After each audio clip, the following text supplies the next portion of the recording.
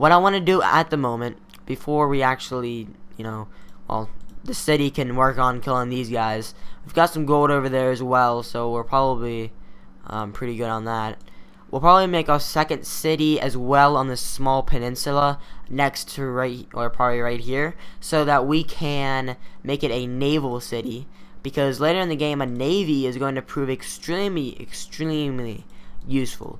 And if you've ever played this game before, you can kind of just interpret how strong a navy can be. A navy is good for trade. A navy is good for war. I've actually in past games taken out practically whole cities with just the navy alone, because when another city doesn't have a strong navy, they can't really fight the navy. Now, what you can also do is you can find city-states. Now, they don't like when you're putting people inside their, military troops inside of their territory, so they don't like you in the territory. So you can move trespassing. See how it says trespassing? Well, what I can do is just leave the area so that they're not mad at me, because city-states can prove very, very important allies in the future. And however, some people like to kill them off. Now, killing off city-states is actually a good and bad idea at the same time. In my opinion, it can be a good idea, but it can also be a bad idea. Why is it a good idea? Well, it could be a good idea. It could work towards you, work for you, basically, because if later in the game they switch sides and then they support one of your enemies, well, then you just gave your enemies another ally. And, one ally can make a difference of winning a war, especially if a city-state is maritime. Now, maritime, like I just said, navies can be very, very important in a game like this. So, maritime, which is like a naval state, if it's a naval city-state, that is not good news for us. Anyways, so it seems like I've just killed all of them, and we have reached Siam. So when you're talking with them, you can declare war, trade, demand, discuss. So pretty much you just kind of want to discuss usually.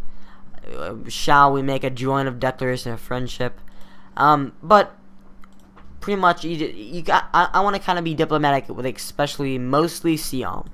The other people I'm not really too concerned about at this point, but Siam, I always put him as one of the AI, because he always seems to be like extremely beneficial, as he's rich, he has a very good economy, is basically what I'm trying to say, like compared to other cities and civilizations. So I'd say I'm gonna get some scouts going here, and I'm gonna kill these barbarians that seem to want to kill me. Yeah, you can die. You heard me. So there's Siam, the Siamese warriors, and these guys want to fight. So I can bring these guys over here, although it's going to be a minor victory because I'm on the wrong terrain. Sorry about that. I had to cough. Now,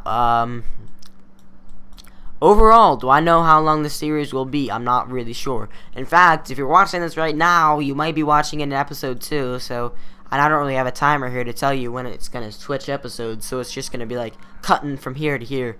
But basically what I want the series to really do is almost be a placeholder, because I'm not going to be able to do a lot of videos with cross-country and doing everything that I always do in a day. So, having extra videos just to put up on YouTube every single day, I can give you guys daily videos, and hopefully you guys semi-enjoy it, and hopefully it's not too annoying when I'm talking. And if you just want to watch me play the game, then I guess you could do that as well. So we're just going to do nothing right now, because the Siamese seem to be coming to help me, is what I was hoping they'd do. Also, these guys are coming to attack me, so that was not what I was expecting them to do, but it's okay. So let's fire at them again. Where did they go? Oh, they're right there. Okay, so let's fire at them, and we'll get some archers going here, and we'll also send these guys to attack them. Thanks for the information, thank you. And we won that fight. So let's see. Okay, so here is a very, very good example of what I was just saying a couple minutes ago. So okay, let's go fight. Die, die, die. Okay. Like I was just saying, as you can see, the Siamese is really kind of indifferent to me right now. You know, they're not an enemy, but they're not also not really a an ally.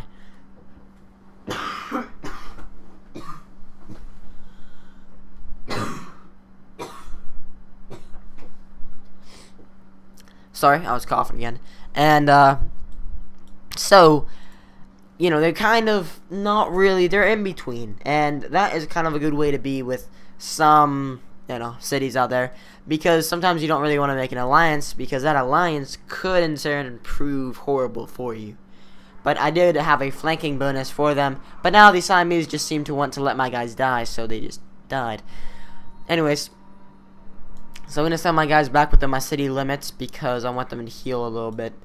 And then these guys will continue constructing a mine, so we'll go into next turn, I guess. Because we really don't have anything for them to do. Okay, now, these guys can heal, fortify until healed. You can do that with any troop. You can fortify until healed, and then they'll basically just fortify until they're healed. So then we will let them stay there. Okay, we got a gold mine going. So now we're going to go ahead and construct a farm. And these guys are almost healed, so we'll just move them out.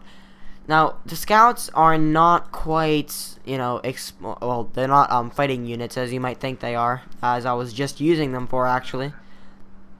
They're actually meant to explore, as the name suggests, scouts. But I am going to actually use them for military purposes here. Basically, a scout can go over any terrain. So, for instance, even if I'm going over a mountainous terrain, it doesn't, if I was a warrior, if I had a warrior character, I can only move one space when I'm on mountainous, you know, slopes and whatnot. So, unfortunately, I want to be able to get to the destination fast, and I want to be able to explore effectively. But with this, I can actually explore very effectively, because they can always move 2 spaces. Let's go to next turn. So, Cape Town is under attack. Who are they under attack by? I'm probably just going to guess, and I'm going to say Barbarians. So, let's go try to help them out over here. Although I don't really have a big army of myself, but hopefully I will be able to help them. Each barbarian you kill will earn your influence over the city. Okay, well, that will be good. So you really want to help out any neighboring city-states. If a city-state far away from you needs help, you might just want to be like, screw you, and not help them at all. But if they're close to you, you definitely want to try to help them out. So now we're going to head over to ironworking.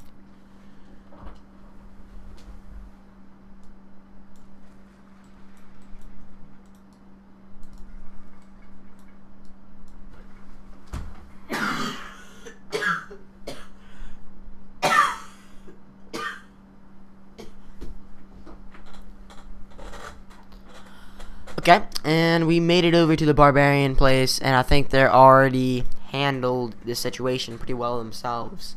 So I don't even know if they need our help, but we're gonna bring help anyways, because that's how nice of people we are. Let's attack them. Die! Boom, boom, boom. And there we go.